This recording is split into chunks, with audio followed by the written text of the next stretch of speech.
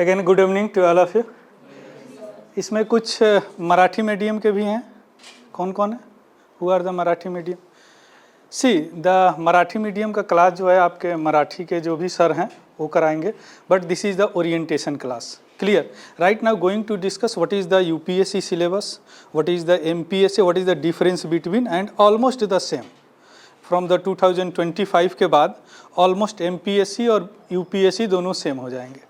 So right now going to discuss why UPSC, what is the syllabus, what is the attempt, what is the strategy, and all these things right now going to discuss। अभी हम यही discuss करेंगे कि क्या strategy होनी चाहिए, क्या रणनीति होनी चाहिए, क्या सिलेबस है, क्या एक टाइम बाउंड में कैसे सिलेबस को कवर करेंगे, या जो सरदा इंस्टीट्यूट ऑफ सिविल सर्विस है या क्या मेथडोलॉजी अपनाएगी, क्या टेक्निक होगा, है ना, ये सारे सिलेबस को कवर करने के लिए। Got it? यही हम अभी डिस्कस करेंगे। क्लियर? चलिए see, first of all my name is Anil Kumar Tiwari and I am also associated with this Sarda institute of civil services. Clear? UPSC human being का एक नेचर होता है। Every human being have a nature that always see the output. हम लोग क्या करते हैं कि इनपुट कोई नहीं देखता है, हम आउटपुट देखते हैं। यानी एक नेचर है कि हम पढ़ेंगे तो क्या बनेंगे। अगर इतनी वास्ट सिलेबस है, इतनी अच्छी स्ट्रेटजी है, कोचिंग में पढ़ रहे हैं, सर लोग पढ़ा रहे हैं, तो व्हाट विल गेट, हमको क्या मिलेगा इससे। क्लियर? तो यहीं से शुरू करते हैं कि which officers right now going to become if you are passed this examination. Clear? उसके बाद में हम देखेंगे कि what is the minimum attempt, what is the reservation, all these things. Then going to discuss syllabus and also micro analysis of syllabus, means geography का क्या input है, geography का क्या weightage है, इकोनॉमी का क्या वेटेज है, साइंस टेक्नोलॉजी का क्या वेटेज है, करेंट अफेयर्स का क्या वेटेज है, ये सारी चीज़ देखेंगे। उसके बाद में देखेंगे cut off. Cut off means कितने पे हमको सिलेक्शन हो जाता है। Not only in the PT, mains भी देखेंगे, इंटरव्यू भी देखेंगे, और यह एकदम करेंट देखेंगे जब से सिलेबस चेंज हुआ है फ्रॉम 2011 टू 2024। ये पूरे का माइक्रो एनालिसिस अभी हम करेंगे। Got it? तो ध्यान से आप लोग समझिएगा, है ना। और any doubt, any problem, so you can ask me. Real time हम आपको आंसर देंगे, आप तुरंत क्वेरी इरेज कीजिएगा। क्लियर? तो सबसे पहले हम शुरू करते हैं क्या, इनपुट से, सॉरी आउटपुट से, है ना। यानी विच टाइप, मानी UPSC conducted examination for the which post, तो फॉर द फॉलोइंग पोस्ट। देखिए इसमें 3 कैटेगरी होता है। एक कैटेगरी होती है ऑल इंडिया सर्विस, यानी पूरे इंडिया में किसी स्टेट में आपको भेज देंगे, तो उसमें क्या आपको बनाया जाएगा, इंडियन एडमिनिस्ट्रेटिव सर्विस, आईएएस सबसे टॉप मोस्ट होता है, डीएम बनते हैं। उसके बाद में इंडियन पुलिस सर्विस, एसपी वगैरह बनते हैं। ये कहीं भी आपको पोस्टिंग कर दिए जाएंगे, उनका भी एक टेक्निक होता है ना, वो कभी और बताएंगे किस तरह के टेक्निक होते हैं। इसके अलावा Indian foreign service, foreign service means ambassador बना के कहीं अमेरिका भेज दिया आपको, है ना, कि कहीं कनाडा भेज दिया, मिडिल ईस्ट में भेज दिया, है ना। सो 3 services that in nature all India services, इसीलिए इसको क्या बोलते हैं, ऑल इंडिया सर्विसेज। तो ये टॉप रैंक में आती है, यानी 1 to लगभग विदाउट रिजर्वेशन अगर आपको 50 आ गया rank, then you got this services. अगर रिजर्वेशन है तो आप 100 तक, 200 तक लोग को आईपीएस मिला है, अभी नौकरी कर रहे हैं लोग। लेकिन अगर रिजर्वेशन नहीं है तो आपको 1 to 50 रैंक आएगा, तभी आप ये 3 सर्विस ले सकते हैं। Got it? उसके बाद में होता है क्लास ए सर्विसेज, यानी ग्रुप ए सर्विसेज, जिसमें आते हैं Indian audit account service, Indian corporate law service, Indian defence state service, postal service, railway protection service, इसका चीफ बनाते हैं। इसमें जो आपने देखा होगा इंडियन पोस्टल सर्विस, एक हर जगह पीएमजी ऑफिसर होता है, पोस्ट मास्टर जनरल, ये रीजन का होता है। जैसे आपका ईचल कराची का एक कोई होगा, वह क्या होते हैं, यहीं से आते हैं, यूपीएससी से आते हैं। क्लियर? इसके अलावा Indian revenue service, income tax, इसके अलावा Indian railway management service, Indian civil account, Indian defence, Indian information, ये सारे सर्विसेज जो है ना, या ग्रुप ए के सर्विसेज होते हैं। क्लियर? और ग्रुप बी भी होता है, नॉर्मली ग्रुप बी होता है, अगर सीट है 1000 तो 500 600 के बाद अगर आपका रैंक आता है तो then you can appointed at the group B. Group B में क्या होता है, इन द यूनियन टेरेटरी उनका अपना कोई सिविल सर्विस का बोर्ड नहीं होता, जिस तरह यहाँ पे है एमपी का अपना बोर्ड है, तो वो क्या करते हैं यूपीएससी कैंडिडेट लेते हैं, है ना, तो उसको बोलते हैं व्हाट, ग्रुप बी सर्विसेज। तो इसमें आपको जैसे आपको ग्रुप बी सर्विसेज में आपको यहाँ डिप्यूट किया जा सकता है Delhi, Andaman Nicobar island, Lakshadweep, Daman and Diu, Dadar and Nagar Haveli civil service, इसको डैनिश बोलते हैं। क्लियर। तो इनका अपना कुछ बोर्ड नहीं होता या यूपीएससी से ही लेते हैं, वहाँ भी ऑफिसर की ज़रूरत है ना।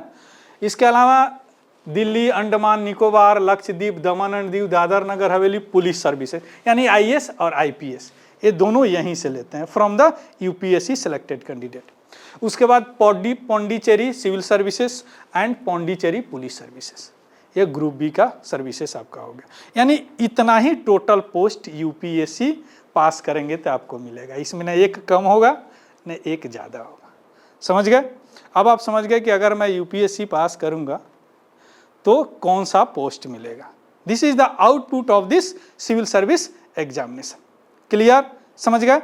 अब यहाँ पे एक और दिमाग में बात आता है कि what is the minimum age and how the age calculated. कई बार प्रॉब्लम अभी भी आता है कि कहाँ से कट ऑफ होता है, कहाँ से एज कैलकुलेटेड किया जाता है, तो ये सारी चीज़ अभी हम right now going to discuss. चलिए शुरू करते हैं।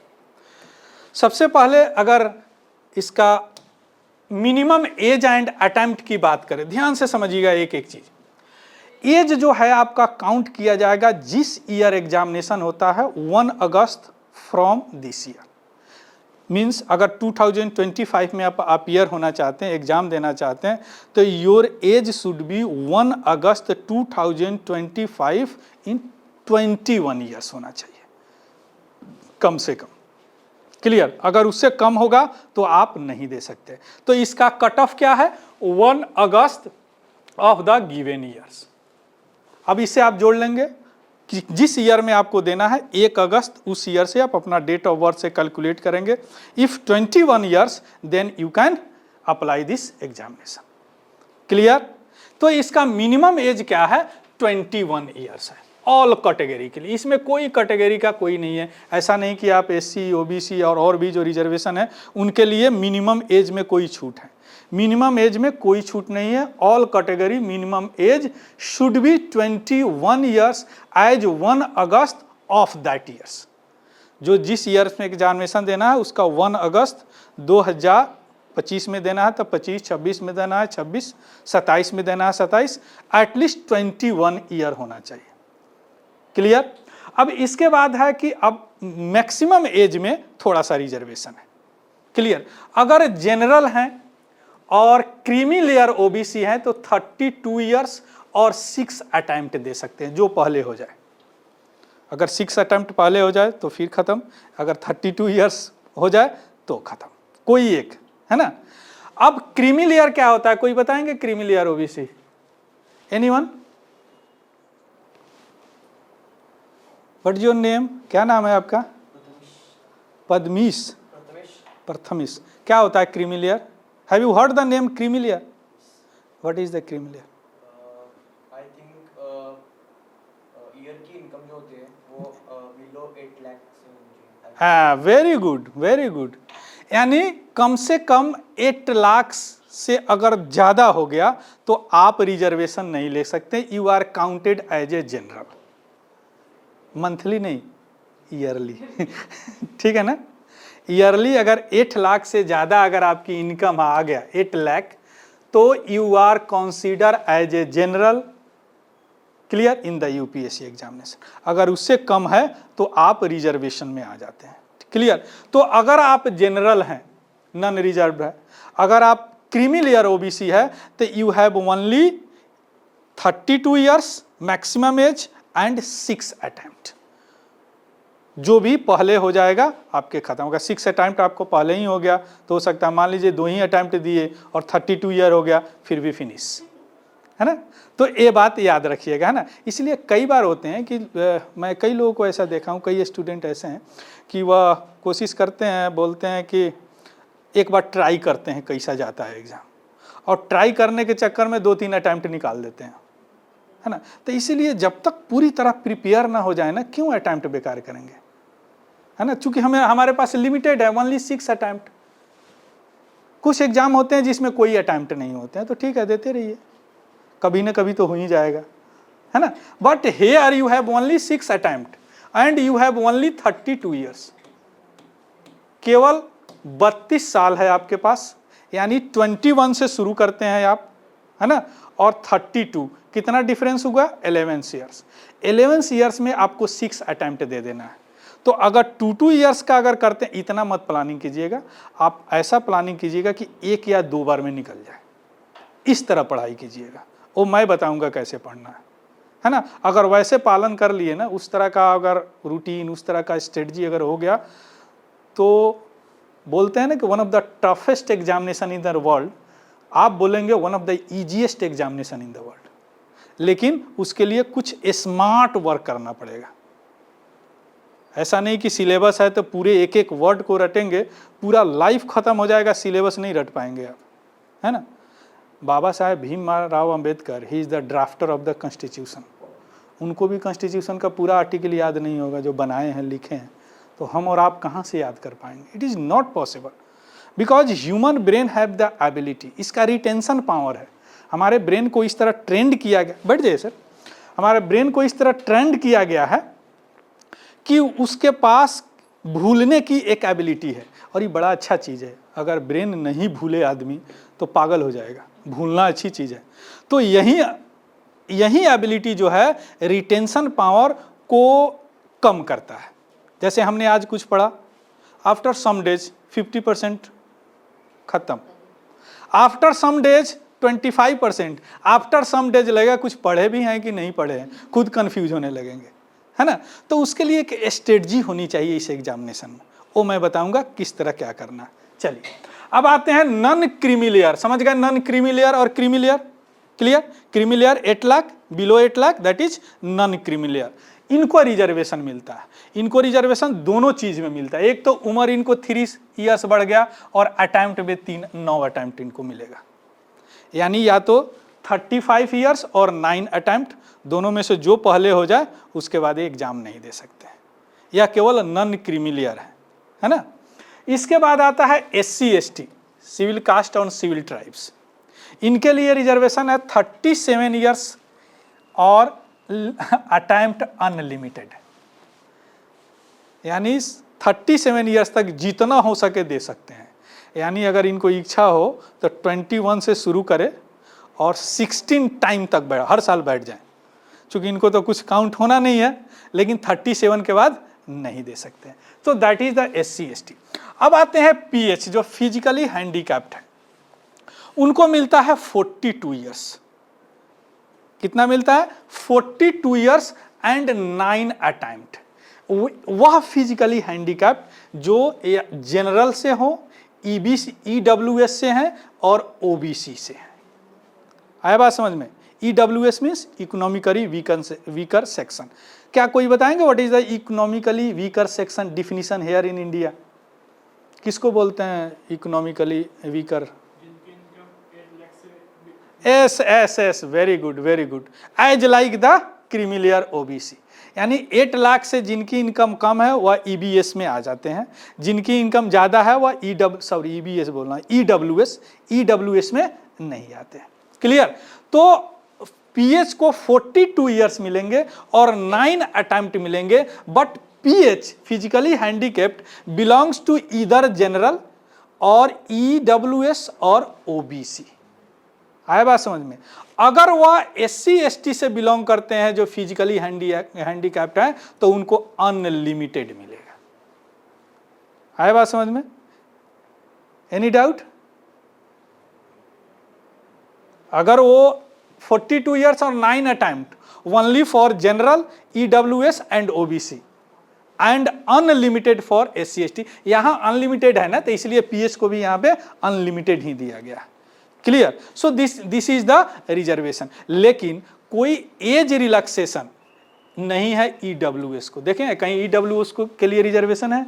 नहीं है ईडब्ल्यूएस के लिए, केवल पीएचईडब्ल्यूएस के लिए एक रिजर्वेशन है। कोई एज रिलैक्सेशन नहीं है, as like age relaxation here in the non creamy layer, SC ST उस तरह का ईडब्ल्यूएस का कोई एज रिलैक्सेशन नहीं है। अगर ईडब्ल्यूएस है, पीएच है, फिजिकली हैंडीकैप्ड है, then you have got only 42 years and 9 attempt, otherwise no reservation in the UPSC examination. Got it? Clear. इसके अलावा एक्स सर्विसमैन है, उनको रिलैक्सेशन मिलता है 5 ईयर्स का। जो आर्मी वगैरह से अर्ली आ जाते हैं ना, वहाँ तो पूरे 60 ईयर्स वाला नहीं है सिस्टम, तो उनको 5 ईयर्स का रिलैक्सेशन मिलता है। यही रिजर्वेशन का ओवरऑल जिस्ट है यूपीएससी का। Any doubt reservation related? कब भरना है एग्जाम, कितने अटैम्प्ट है? अब आप लोग जिस कैटेगरी में बिलोंग करते हैं आप अपना अंदाजा लगा लीजिएगा कि कैसे प्रिपरेशन करना है, कब अटैम्प्ट देना है और कितना अटैम्प्ट देना है। क्लियर? चलिए, अब आता है यह examination, why this examination is very easy. आप किसी भी एग्जामिनेशन में जाएंगे ना तो उसमें होगा कि ग्रेजुएशन में इतने % होना चाहिए। अभी जाइए पीजी का एडमिशन लेने जाइए किसी कॉलेज में, तो you should have 45% at least. कोई थोड़ा सा और अच्छा जाइएगा, यू शुड हैव 60%, 70%, 80%, कुछ लोग तो बोलते हैं 90% चाहिए, है ना। लेकिन यह एक ऐसा एग्जामिनेशन है जिसमें ग्रेजुएशन का कोई परसेंटेज नहीं, सब्जेक्ट का कोई डिमांड नहीं, किसी भी सब्जेक्ट से पढ़ो, किसी भी सब्जेक्ट से एग्जाम दो, what ever you have graduated, what ever you have subject, no matter here in the UPSC. That's why this examination is very easy to crack anyone in the any stream. Engineer हो, arts हो, science हो, commerce हो, किसी भी stream का हो यह exam दे सकता है। That is the beauty of this examination. यह एग्जामिनेशन की सुंदरता है सबसे बड़ी। यानी this examination minimum educational qualification and also called maximum educational qualification is only graduate. Clear? Even pursuing पे भी एग्जाम ले लेता है ना, मस्ट होल्ड ग्रेजुएट डिग्री। अब इसमें कोई सब्जेक्ट का मेंशन कहीं नहीं है, आप आर्ट्स करो, साइंस करो, कॉमर्स करो, इंजीनियरिंग करो, कुछ भी करो, इसके लिए आप एलिजिबल हैं। क्लियर? और इसके अलावा भी इसमें बड़ा, अगर आप अंडर ग्रेजुएट हैं यानी परसुइंग में है, जैसे फाइनल ईयर में है, मान लीजिए कि 25 में एग्जाम देने जा रहे हैं, 25 द फाइनल ईयर्स, तो क्या तब भी आप एग्जाम दे सकते हैं। अगर फाइनल सेमेस्टर है फिर भी आप इसको अप्लाई कर सकते हैं। इसमें नहीं है कि हाँ आपको पास करने के बाद, ऐसा नहीं है कुछ, बस आपको लिखना पड़ेगा कि अपीयरिंग कैंडिडेट। क्लियर? तो यह हो गया इसका minimum and we can say maximum educational qualification of what, this UPSC examination. तो कितना चीज समझे आप? पहला आपने देख लिया कि क्यों पढ़े भाई, वाई यूपीएससी, क्या हमको जॉब मिलेगा, किस तरह का जॉब मिलेगा, तो देख लिए कि 3 तरह का जॉब कौन कौन मिलेगा। उसके बाद में आपने थोड़ा सा मिनिमम अटैम्प्ट और रिजर्वेशन भी देख लिया, उसके बाद में मिनिमम और मैक्सिमम एजुकेशनल क्वालिफिकेशन भी देख लिया। Right now we are going to discuss stages of examination. अब इसका प्लान क्या है एग्जाम का, या कैसे एग्जाम कंडक्ट करता है।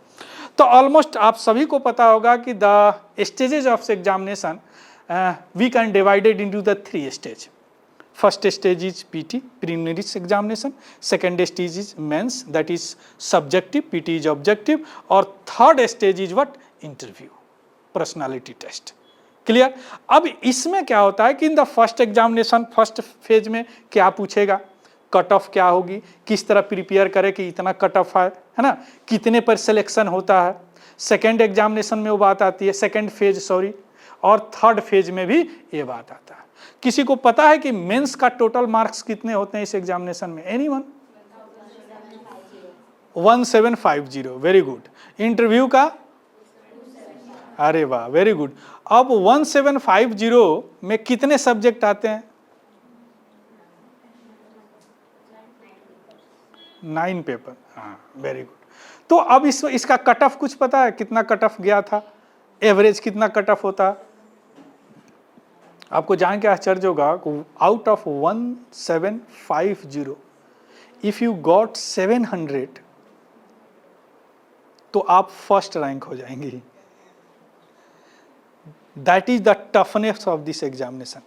यानी 50% मार्क्स अगर आप लाती हैं दिस एग्जामिनेशन तो आपको फर्स्ट रैंक मिलेगा, टीना डाबी बन जाएंगे, है ना। चलिए, तो अब इसमें आते हैं कि स्टेजेस का थोड़ा सा डिस्कस कर लेते हैं। सी पीटी की बात करते हैं, प्रीलिमिनरी एग्जामिनेशन की बात करते हैं। यह एग्जामिनेशन 2 पेपर का होता है पीटी। कौन कौन? एक पेपर होते हैं जनरल स्टडी, दूसरा पेपर होता है क्या? सी सेट, यानी सिविल सर्विस एप्टीट्यूड टेस्ट, इसको बोलते हैं सी सेट, शॉर्ट में बोलते हैं। दोनों कितने मार्क्स का होता है? 200 मार्क्स का होता है दोनों, ईच माने 200 एंड 200 कितना हो गया? 400 मार्क्स। यह जो सी सेट है, both questions are in objective type, इसमें भी मल्टीपल चॉइस होते हैं, 4 ऑप्शन होते हैं, उसमें से कोई हो गया ऑप्शन, और सब में क्या होता है? निगेटिव मार्क्स होते हैं। 2 आवर्स दोनों का ड्यूरेशन होता है। कोई बताएंगे सी सेट कब इंट्रोड्यूस हुआ यूपीएससी में? इन द 2011 टू 2014 तक सी सेट का मार्क्स स्कोरिंग में जुड़ता था, यानी आपकी जो फाइनल स्कोरिंग होता था, कट ऑफ होता था, द सी सेट मार्क्स जुड़ता था। बट फ्रॉम 2015 से यह क्वालिफाइंग बना दिया गया, यानी मिनिमम आपको 33% मार्क्स लाने हैं तभी जीएस पेपर 1 चेक होगा, वरना चेक ही नहीं होता है। तो ही एक और डिफिकल्ट बना दिया गया।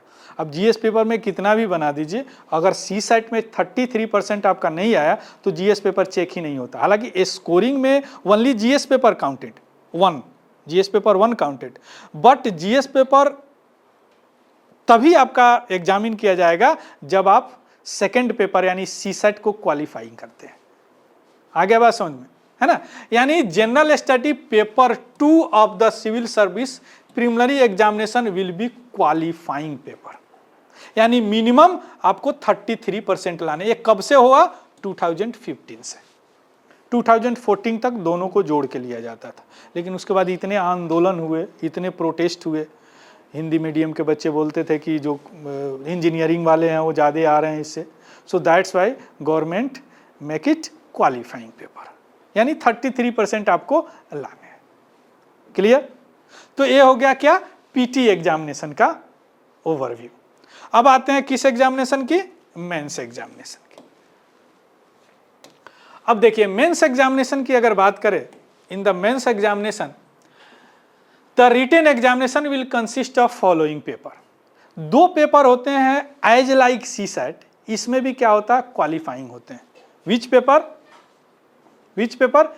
देखिए, one of the Indian language जो भी आप सेलेक्ट करेंगे वो आपके लिस्ट में होते हैं, जब आप फॉर्म भरेंगे उसमें जो भी लैंग्वेज होगा, नॉर्मली क्या होते हैं शेड्यूल्स में जो दिए हुए हैं लैंग्वेज हमारे इंडियन कॉन्स्टिट्यूशन को, any one you can pick up from this schedule, उसमें लिखा भी रहता है, उसमें से कोई एक लैंग्वेज ले सकते हैं और एक इंग्लिश पेपर भी ले सकते हैं। ये दोनों क्या होता है? मेरिट में आपके, यानी फाइनल कटअप में नहीं आते हैं, बट आपको अपीयर होने हैं इसमें।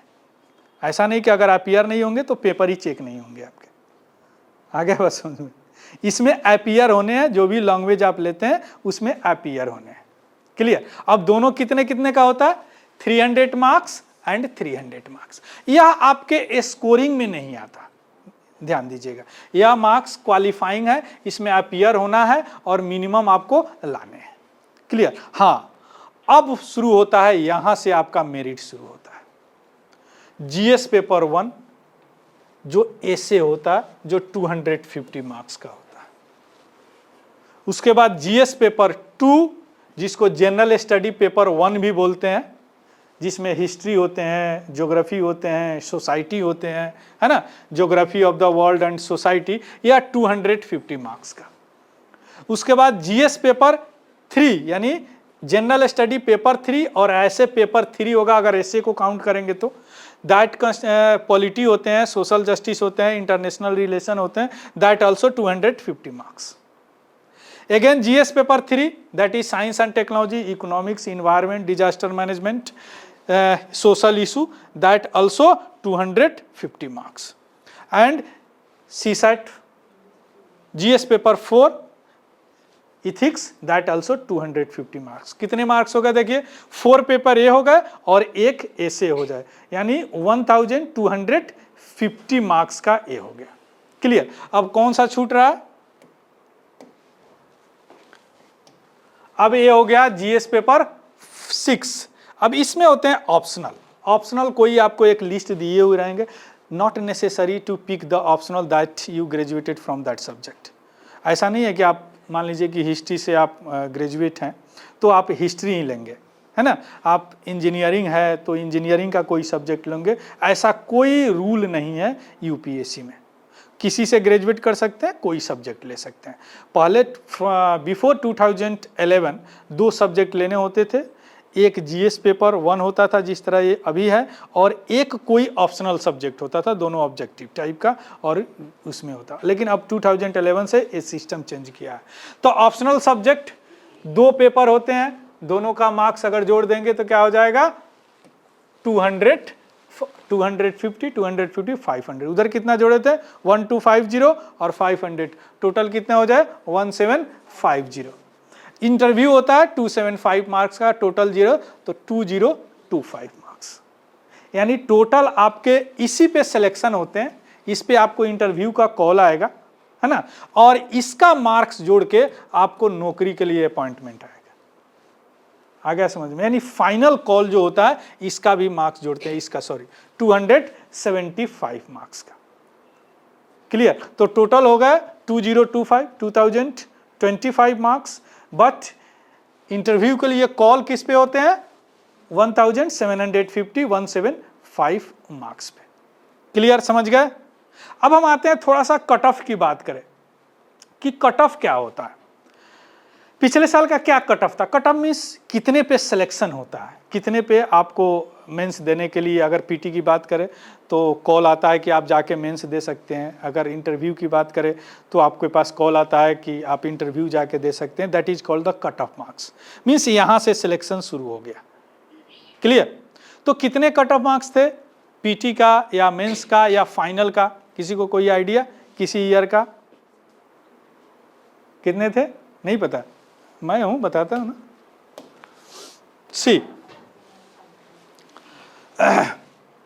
If you talk about the prelims cut off, यानी कितने पर आता है, तो यह 2011 से, इसलिए मैं लिया हूं कि यहीं से सिलेबस चेंज हुए हैं। आपके जो 4 पेपर वाला सिस्टम हुआ या 2011 से ही आया। यानी आउट ऑफ 200 टोटल पीटी 400 का है, लेकिन 266 जो है आपके इस कट ऑफ में नहीं आते हैं, वह केवल क्वालिफाइंग है। वह 33% लाएंगे तभी वो जीएस पेपर 1 चेक होगा आपका, नहीं तो चेक ही नहीं होगा। ठीक। तो आउट ऑफ 200 ओनली 2023 में 75.41 आ रहा समझ में। यानी 200 में से अगर आप 76 ला गए तो आपका मेंस के लिए आप एलिजिबल हो गए। अब इससे क्या पता चलता है, इससे ये नहीं पता चलता अरे कितना इजी एग्जामिनेशन है, नो नो नो, इससे ये पता चलता है कितना टफ एग्जामिनेशन है, कि इतने पढ़ने के बाद इतना पे कट ऑफ गया। यानी इससे ज्यादा किसी का आया ही नहीं बेचारे, तो क्या करें, अब इतना ही पे लेना पड़ेगा। आ गया ना बात समझ में। तो यह डिफिकल्टी लेवल पर एक चेक करते हैं। कई बार होते हैं कि जब PT examination is a screening test, वह इसको ऐसे बोले, अगर हिंदी में बोले तो वह आपको छांटने के लिए एग्जामिनेशन होता है, यानी आपको निकालना है, तो that conducted the PT examination. Clear. तो उसमें क्या होता है, कुछ क्वेश्चंस ऐसे होते हैं जिनका सोल्यूशन नहीं होता, वह इसीलिए डाले ही जाते हैं। 10 से 15 क्वेश्चंस वैसे होते हैं, ना कभी आप कहीं पढ़े होंगे किसी सब्जेक्ट में, और ना ही आप एक टाइम बाउंड मैनर में उसका आंसर दे सकते हैं। आंसर दे सकते हैं, अब एक क्वेश्चन को 1 घंटा सोचिए तो आंसर दे सकते हैं, लेकिन उतना टाइम नहीं है आपके पास, है ना। तो उससे बेटर होता है कि उस क्वेश्चन को स्किप कीजिए, है ना। क्योंकि अगर गलत हो गया तो 1/3 यहाँ लग जाएगा आपको, जो निगेटिव रूल है, और टाइम तो अलग कंज्यूम होगा, है ना। तो इसमें 75 देखिए 75 कट ऑफ गया है। अब देखिए 88, यहाँ 2011 में देखिए यहाँ पे 66 जुड़ता था तो 198 आया, ये आउट ऑफ 400 है। यहाँ पे भी जुड़ता था आउट ऑफ 400 209, यहाँ भी जुड़ता था आउट ऑफ 400 241, यहाँ भी जुड़ता था, यहाँ से जुड़ना खत्म हो गया। ये आउट ऑफ 200, 200, 200, 200, 200, इधर जो है आउट ऑफ 400, चूंकि यहां पे जुड़ता था फ्रॉम 2011 टू 2014 क्या हुआ, जुड़ता था सीसेट का मार्क्स, मीन्स आपका जो कट ऑफ होता है that prepare out of 400. So out of 400 here is 191, 209, 241, 205, and from there the out of 200, 107, 100, sir, depending upon the vacancies and also depending upon the forms that a student apply this examination. अब देखिए ना, 10 lakh student average apply करते हैं UPSC के लिए, 10 lakh seat अगर हम average ले तो 1000 मान सकते हैं, कभी 1100, 1200 हो जाए, कभी 900 हो जाते हैं, तो एवरेज वी कैन से 1000 सीट्स, यानी 10 लाख को 1000 से अगर परसेंटेज में आप निकालेंगे तो आएगा कितना,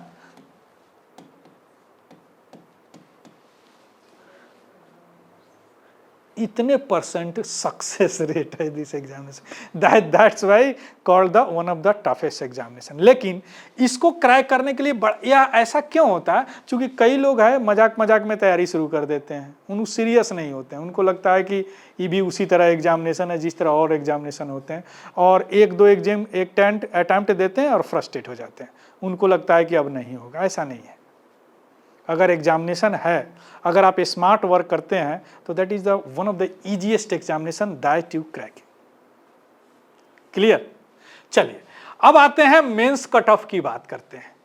mains cut off for personality test, यानी आपको इंटरव्यू के लिए कॉल आएगा तो मेंस के लिए कट ऑफ कितने पे आता है, 1750. अभी देखें ना, 1750 पे मेंस का कट ऑफ आएगा, माने टोटल है.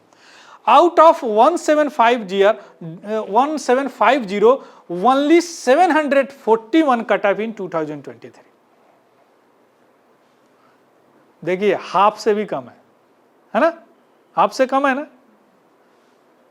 देखिए कितना टफनेस है, इतना नहीं ला पाते हैं लोग, because that is check the writing skill. इस एग्जामिनेशन का मेन पर्पस क्या है, आपको इंफॉर्मेशन चेक नहीं होता, आपको चेक होता है skill of the association of the information.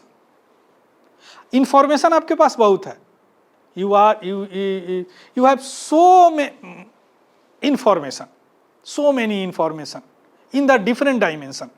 Her dimension का आपके पास इंफॉर्मेशन है, लेकिन कौन सा इंफॉर्मेशन कहाँ रखना है, कितना मात्रा में रखना है, कैसे प्रेजेंट करना है, that is the demand of this examination. आप किसी ढाबे पे जाते हैं और कोई चीज़ सर्व करता है तो उसका वे सर्व करने का, वही चीज़ सर्व करता है किसी 5 स्टार होटल में तो वही चीज़ होते हैं. मान लीजिए छोले भटूरे अगर आप किसी ढाबे पे खाने जाते हैं तो मान लीजिए कि 50 रुपीज़ में है, तो उनका एक सर्व करने का तरीका, और किसी 5 स्टार में जाते हैं तो वहीं छोले भटूरे 500 का वो 5000 रुपया लेता है, लेकिन वो भी वैसा ही बनाता है, फर्मेंटेशन से अपना करके बनाता है, बट प्रेजेंटेशन, उसका लाने का तरीका, उसका बैठाने का तरीका, उसका देने का तरीका, हाइजेनिक इन्वायरमेंट, साफ सुथरा, है ना. सो यह UPSC demand that is the skill of the present of information, means the skill to associate the information in such a manner that representable. Information तो है, अगर आपको कुछ बोला जाए, अभी कोई एक कीवर्ड दिया जाए तो आई नो वेरी वेल कि कुछ ना कुछ आपके पास इंफॉर्मेशन होगा, क्योंकि इतना तो नॉलेज है आपके पास, कुछ ना कुछ होगा, लेकिन वह कुछ ना कुछ इंफॉर्मेशन को आप कैसे एसोसिएट करेंगे क्वेश्चंस के कीवर्ड के साथ, that is the demand of this examination. और यह जो डिमांड है यह कैसे इंप्रूव होता है, only one things, that is the writing. जितना हो सके क्वेश्चंस लिखिए, एडिटोरियल पढ़िए, उससे पता चलता है कि कैसे फ्लो होते हैं इंफॉर्मेशन का, कहाँ कौन सा इंफॉर्मेशन हमको डालना है. जब आप यूपीएससी में डीएम बन जाएंगे तो आपको रिपोर्ट तैयार करने के लिए दिया जाएगा, बहुत सारे इंफॉर्मेशन होंगे, पेज आपको एक ही होगा, तो उतने इंफॉर्मेशन के एक पेज में समराइज करना, that is the skill, that is the demand from the UPSC, from you. आपसे वही डिमांड करता है, और जिस दिन यह डिमांड पूरा हो गया उस दिन आपको यह नौकरी दे देता है आईएएस का, आईपीएस का. आया समझ में. तो out of 1750, the cutoff is 1741. In 2023, 2022 748, 2021 745, that is the all cutoff, है ना। यहाँ पे थोड़ा सा बढ़ा था चूंकि चेंज हुआ था, या इसलिए बढ़ा था कि वहाँ चेंज हुआ था, या बढ़ता घटता रहता, depends upon the seat and depends upon the form, कितने फॉर्म भरे गए और कितने सीट हैं। क्लियर, मीन्स हम बोल सकते हैं अगर इसका पूरे का एवरेज निकाले तो बोल सकते हैं कि आउट ऑफ 175 अगर आपको हाफ भी आ गया तो आप आईएएस तो बन ही जाएंगे, वट एवर योर कैटेगरी, यह मैटर नहीं करता। क्लियर, चलिए अब हम आते हैं फाइनल कटअप जितने पे नौकरी करते हैं, यानी इसमें 275 का जो मार्क्स है पर्सनालिटी टेस्ट का वह ऐड कर देंगे। किसी को 100 आते हैं, किसी को 50 भी आते हैं, किसी को 200 आते हैं, इसमें से तो फाइनल कटअप यहाँ पे आपको रहा या 2000, अरे इसको कैसे निकाले, चलिए यहाँ पे दिख रहा है ना 953 है, 953 2023। इसी तरह फाइनल कटअप देखिए, यानी यह कितने पर होगा 1750 प्लस 275, तो इतने आने चाहिए आपको, इतने मार्क्स आने चाहिए। इतने पर आप क्या हो गए, सिलेक्शन हो गया आपका, ट्रेनिंग आप ले लिए, जाके जॉब कर रहे हैं, ठीक है ना। अब हम आते हैं, ये तो समझ लिए आप, अब थोड़ा सा दिमाग में आ रहा है कि कितने सब्जेक्ट है भाई इसमें पढ़ने के लिए, और उस सब्जेक्ट का वेटेज क्या है, मीन्स उस सब्जेक्ट से कितने क्वेश्चंस पूछते हैं, ये आता होगा दिमाग में बात। सबसे वेटेज किस सब्जेक्ट का है, कोई बताएंगे? सबसे ज्यादा क्वेश्चंस आते हैं इन द यूपीएससी एग्जामिनेशन। टेक्नोलॉजी, और कोई? पॉलिटी, आपका भी पॉलिटी, इकोनॉमिक्स एंड ज्योग्राफी, क्या ज्योग्राफी और हिस्ट्री, एक कोई बताइए ना, ज्योग्राफी है। और आपका polity, you polity, current affairs. Current affair तो सब में होते हैं, वो तो आपको पढ़ने ही पड़ेंगे तभी, जो कोई भी सब्जेक्ट है ना determined by the current affairs. कौन सा static part are important, that is only and only determined by which current affairs, है ना। चलिए देखिए,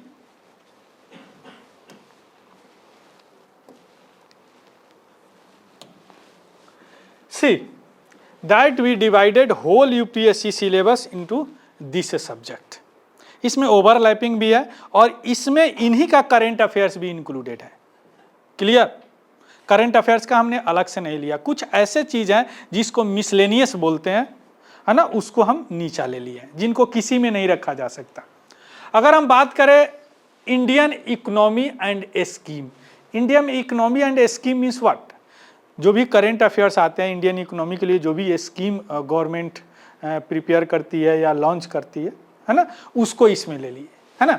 तो अगर 2011 टू 2024 का अगर डाटा देखे तो यह कंसिस्टेंसी है आपका इकोनॉमी का,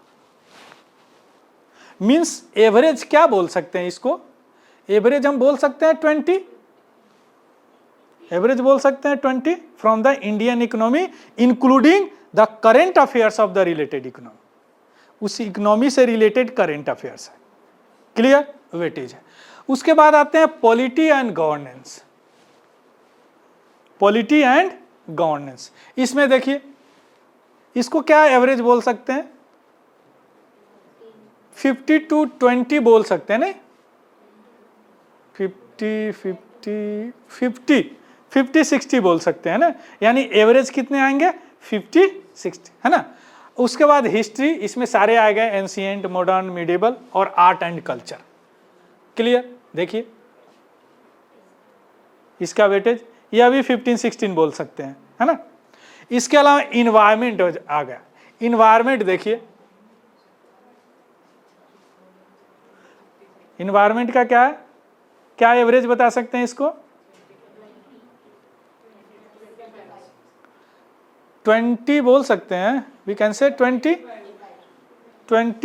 25 तो नहीं बोल सकते हैं क्योंकि यहाँ तो 14 भी है कहीं कहीं, तो हाँ 20 प्लस बोल सकते हैं एवरेज, है ना।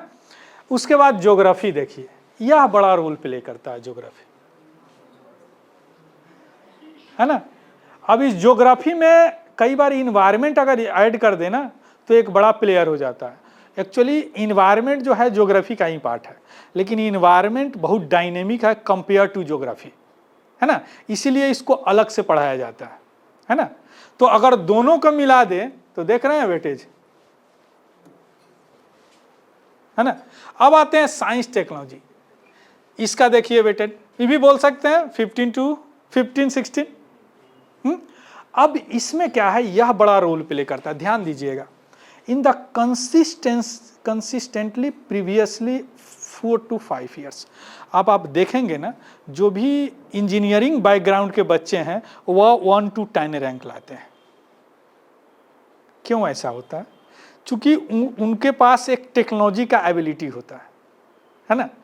और जो भी अदर स्ट्रीम से पढ़े हुए हैं उनको यह नहीं होता। टेक्नोलॉजी का क्वेश्चन यूं बन जाएगा, 30 सेकंड में बनता है। तो इसीलिए यह सबसे ज्यादा स्कोरिंग यही होता है। अगर यह आपका ठीक है तो ये सब अपने आप ठीक हो जाएगा। चूंकि टेक्नोलॉजी पॉलिटी में भी होते हैं, टेक्नोलॉजी इकोनॉमी में भी होते हैं, टेक्नोलॉजी हर जगह होते हैं टेक्नोलॉजी। क्लियर। उसके बाद में देखिए इंटरनेशनल रिलेशन का वेटेज एंड एन मिसलेनियस का वेटेज आउट ऑफ ए 100 की बात है, या जीएस पेपर 1 की बात कर रहे हैं, है ना, जिसमें सारे सब्जेक्ट होते हैं ना, एक जनरल स्टडी की पेपर की बात। GS paper 1 PT examination. Clear. तो वेटेज समझ गया। अब इस वेटेज को थोड़ा सा परसेंटेज में कन्वर्ट करके देखते हैं कि किसका कितना परसेंटेज है ना। सी,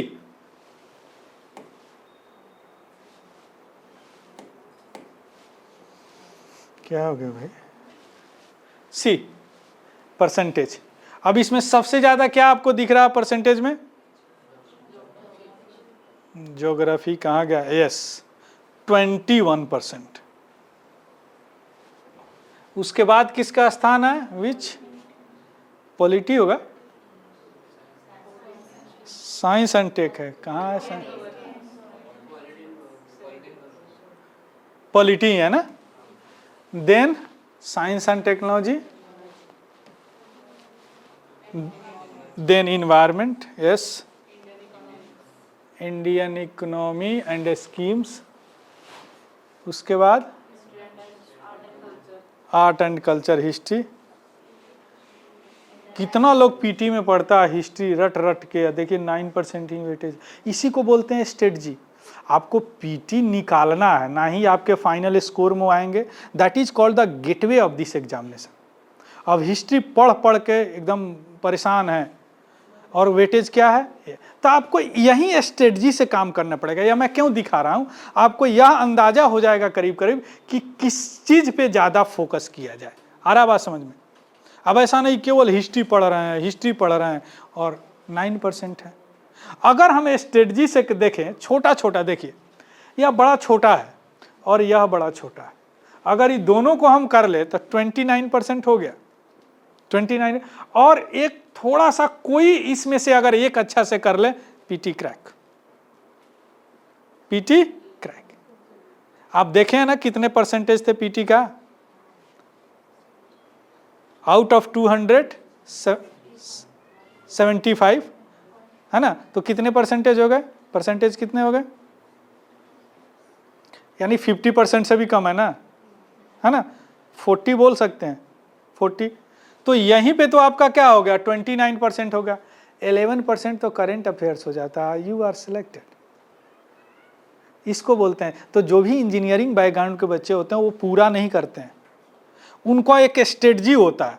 हाँ, आपको मेंस के लिए स्ट्रेटजी अलग होगा। आपको PT is the gateway of this examination. Clear. तो what is the weightage of this subject?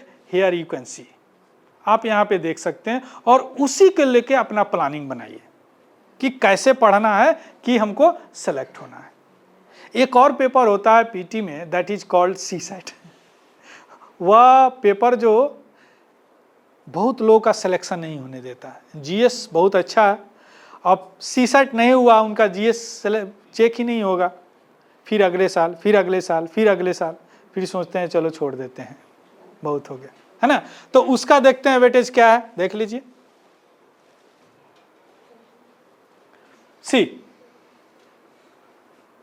कुछ आ रहा है समझ में?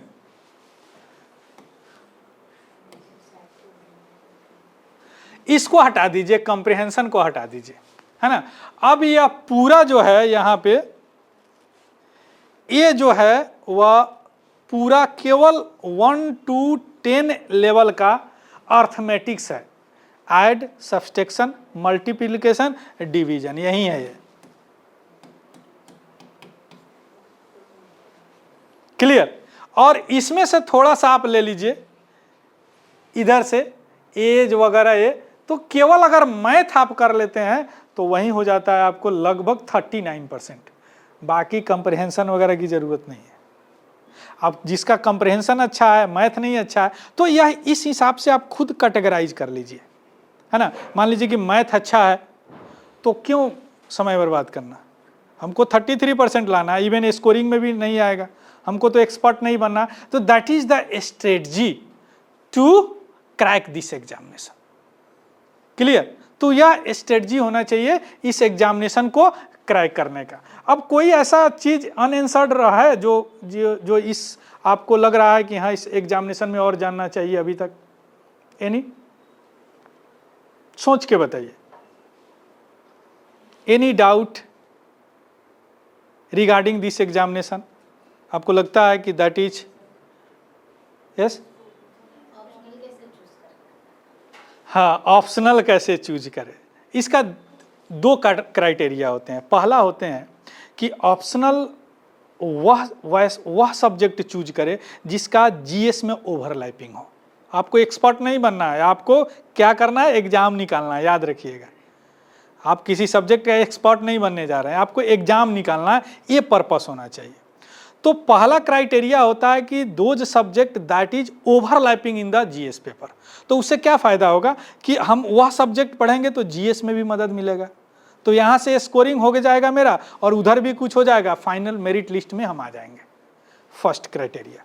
सेकेंड क्राइटेरिया होता है जो भी पैशनेट सब्जेक्ट है, जैसे मान लीजिए कि आपने ग्रेजुएशन किया हिस्ट्री से, आपको हिस्ट्री बहुत अच्छा लगता है, या किसी को पॉलिटी बहुत अच्छा लगता है, किसी को ज्योग्राफी बहुत अच्छा लगता है, तो उसमें अगर वह ग्रेजुएशन किए हैं तो 3 to 4 ईयर्स तो पढ़े होंगे उनको, तो ऑलरेडी उनका अगर मान के चले तो 50% अच्छा होगा।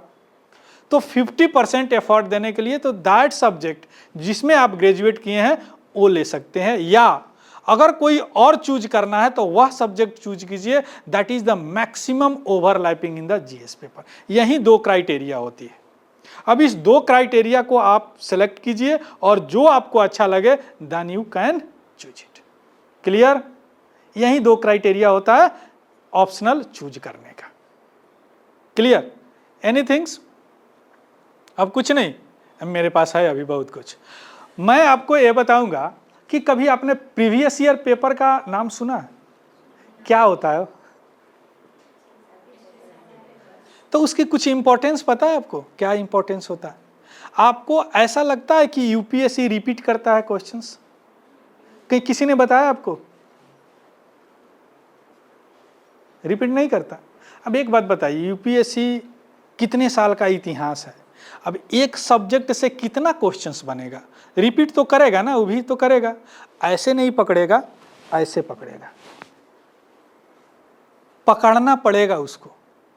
तो इसके लिए एक स्ट्रेटजी अगर आप पीटी के लिए आप लोग अपनाते हैं, that is called the PYQ strategy.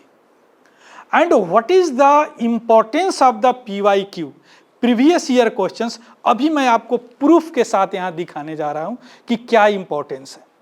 आप खुद जाके नेट पे गूगल पे चेक करेंगे जो मैं अभी दिखा रहा हूं आपको, है ना। अगर आप प्रीवियस ईयर पेपर अच्छा से कर लेते हैं 10 साल का, तो आपका पीटी कोई नहीं रोक सकता। दैट इज द क्लियर, कोई नहीं रोक सकता। कैसे? हियर इज द प्रूफ, प्रत्यक्षम किम प्रमाणम, है ना।